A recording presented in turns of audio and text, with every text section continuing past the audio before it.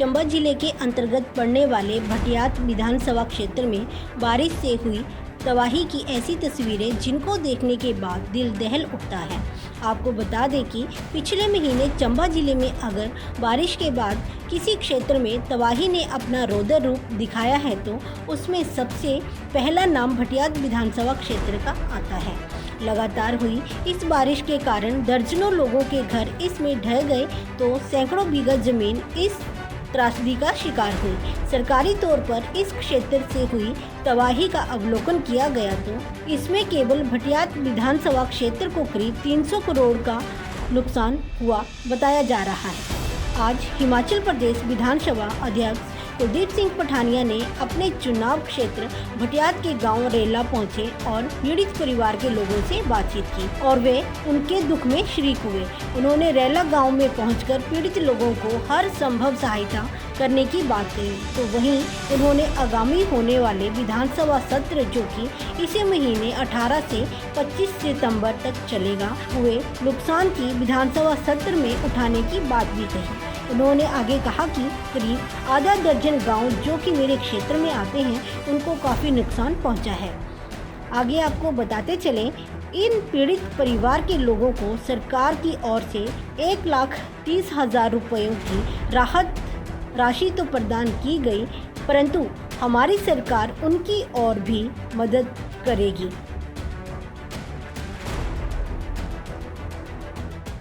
और अभी हाल ही की बरसात में बढ़ेला गांव में और ककीरा जरी पंचायत में मंगनू गांव में और नीचे तारागढ़ पंचायत के नीचे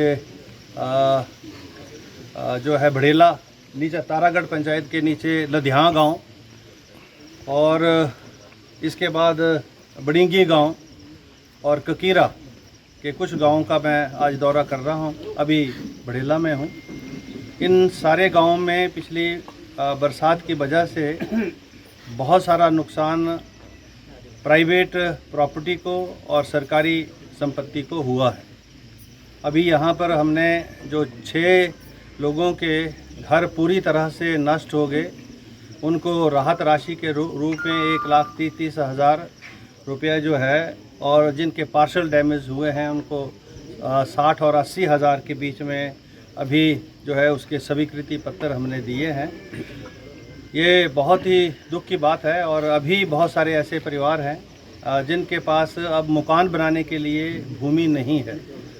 मैंने ये विषय सरकार के समक्ष भी उठाया है और मुझे उम्मीद है कि अभी जब सत्र लगेगा 18 से 25 के बीच में तो जिन लोगों के मकान गिरे हैं, काउशेड गिरे हैं और जिनके पास अब रहने के लिए ज़मीन नहीं है और जैसा माननीय मुख्यमंत्री जी ने कहा है कि जो लोग बेघर हुए हैं हम उनके घर बनाकर हम उनकी इमदाद करेंगे और जिनके पास ज़मीन नहीं रही है उनको ज़मीन भी हम उपलब्ध कराएंगे। चूँकि यहाँ पर फॉरेस्ट कंजर्वेशन एक्ट के तहत हिमाचल प्रदेश में की जो भूमि है वो वन भूमि है और तकरीबन 67% जो एरिया है हिमाचल प्रदेश का वो वन भूमि में आता है और 56,000 स्क्वायर किलोमीटर्स में से मात्र 25 और 30,000 स्क्वायर किलोमीटर एरिया प्राइवेट भूमि है, बाकी सारा जंगल है।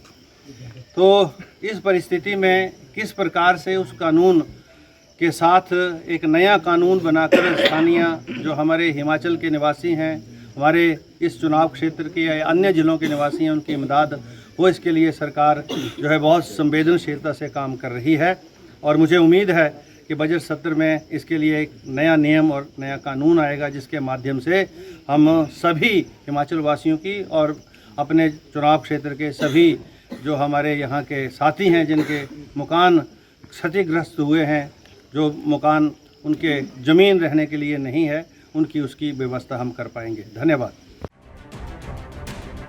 चंबा से सुभाष महाजन की रिपोर्ट, AMI न्यूज़ हिमाचल।